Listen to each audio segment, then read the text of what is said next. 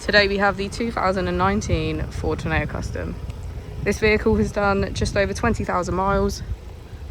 It has a manual transmission and a diesel fuel type.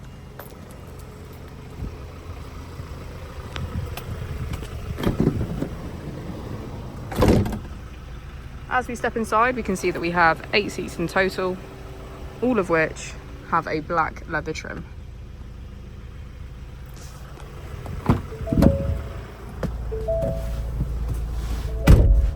To the left of our steering wheel, we have cruise control as a feature, and on the right we have voice control. Moving onto our screen, we have mobile apps, Bluetooth, emergency assistance, Apple CarPlay and valet mode.